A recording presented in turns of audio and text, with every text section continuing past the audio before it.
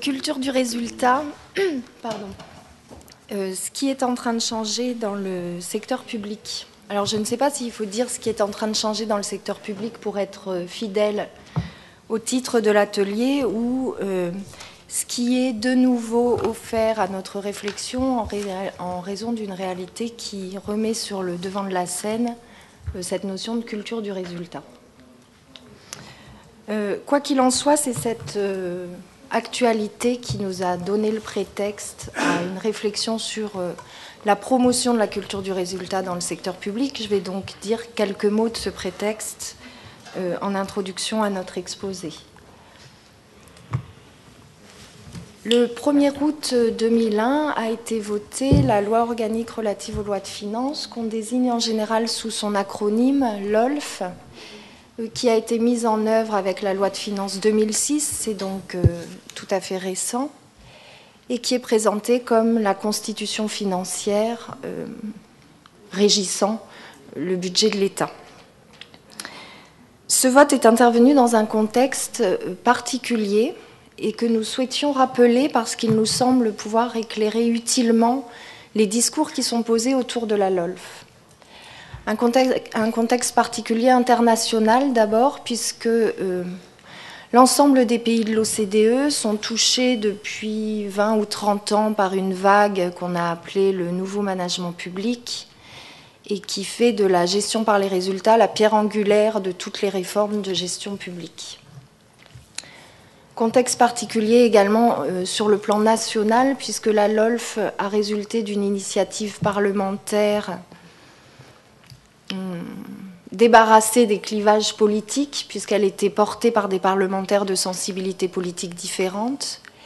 et qu'elle a fait l'objet d'un vote quasi unanime, c'est-à-dire qu'il y a eu quelques très rares abstentions, un vote quasi unanime de la part du Parlement, ce qui est suffisamment rare pour devoir être souligné. Ce contexte international de référence à la culture du résultat comme mode reconnu, valide pour la gestion publique et d'adhésion unanime des parlementaires à ce projet-là, contribue à ce que la LOLF soit présentée dans les discours comme une évidente nécessité, une question technique dont on ne discute même pas le bien fondé tellement elle s'impose par elle-même, et qui va immanquablement conduire les administrations à améliorer leur gestion en les incitant à passer d'une culture de moyens à une culture de résultats. Pour atteindre l'un de ces objectifs, qui était de permettre au Parlement d'avoir un regard sur la consommation des crédits, l'utilisation des crédits qui étaient votés, la LOLF a promu un nouveau cadre budgétaire et comptable, un nouveau cadre budgétaire et comptable qui s'appuie notamment sur une architecture qui vise à expliciter le budget de l'État et sur une spécialisation des crédits par programme, c'est-à-dire par fonction, par destination, davantage que par nature. Au travers de la mise en œuvre de ces nouvelles règles budgétaires et comptables, on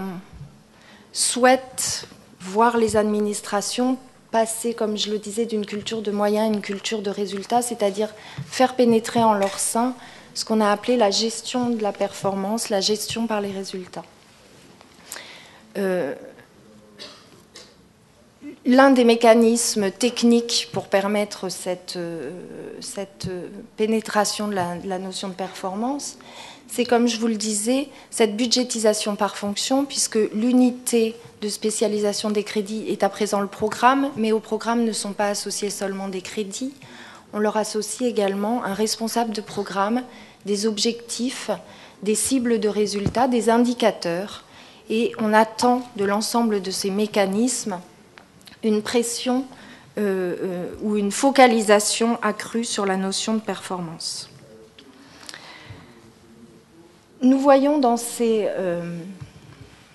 mécanismes la mise en œuvre des principes qui ont été énoncés dans les années 50 et inspirés dans les années 50 par les travaux de Peter Drucker, qui sont les mécanismes, en fait, de la gestion par les chiffres, du management par les chiffres et les mécanismes du contrôle cybernétique, en vertu desquels il serait possible de contrôler à distance les comportements en s'assurant, à échéance régulière et dans le cadre de contrats passés préalablement à l'action, que les résultats sont atteints ou qu'ils sont en voie d'être corrigés. Ces systèmes de gestion par les chiffres, de management par les chiffres, de contrôle par les résultats, ce sont des systèmes qui présentent d'indéniables qualités. Des qualités de simplicité d'abord, parce que avoir recours à une unité de mesure, ça permet de forger une représentation commune, quelle que soit la diversité organisationnelle. Ça permet également une décentralisation de la décision, une décentralisation de la responsabilisation, et par conséquent, ça va avoir tendance à accroître la réactivité, la motivation et à permettre la gestion par exception. Ça permet aussi ce que nous avons appelé la consolidation. On a hésité un petit peu sur ce terme-là. Notre idée, c'était de dire que, en fait, par le biais de la mesure, une réalité complexe pouvait être reconstituée par l'agrégation des différentes mesures. Et d'ailleurs, c'est ce qui est visé au travers de la LOLF avec ce qu'on a appelé la cascade de la performance, puisqu'il s'agit de faire remonter jusqu'au Parlement des indicateurs qui, agrégés, devraient permettre aux parlementaires d'avoir une vision aussi proche, aussi fidèle que possible de l'utilisation des crédits et de leur bonne fin. Pourtant, les résultats très contrastés des mises en œuvre de ces réformes de la gestion publique nous conduisent à